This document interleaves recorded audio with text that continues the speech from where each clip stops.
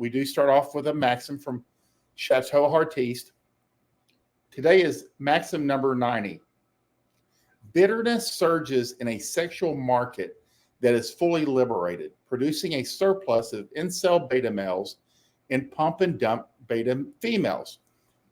And you can actually kind of like see it on the timeline that there's so much bitterness between the sexes right now that these two things stand out.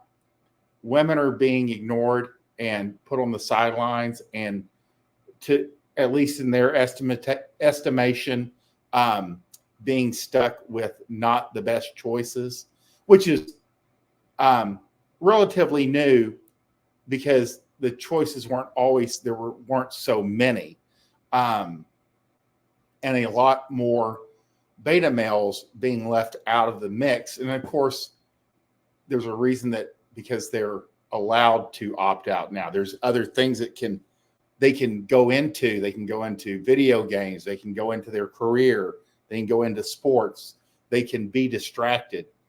And then they can voice their opinion from the sideline through the internet. Whereas back in the day, a guy would opt out.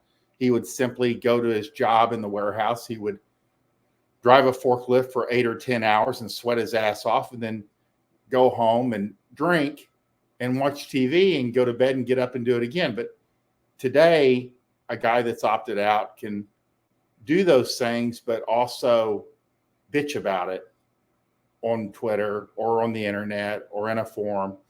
And it tends to amplify itself and, being around other people that are dissatisfied. So the bitterness surges in a sexual market that is fully liberated, which is pretty much where we're at this point.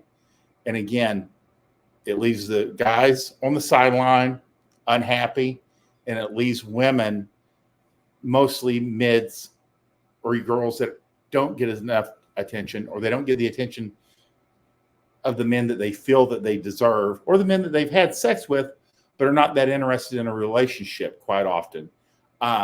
They are all left on the sideline to bitch and complain about it. And I know that he wrote this years before like social media really came on. So he was able to see ahead of time that this is what happens. And it's not pleasant. It's probably one of the more negative maxims, but it's still a reflection of a rural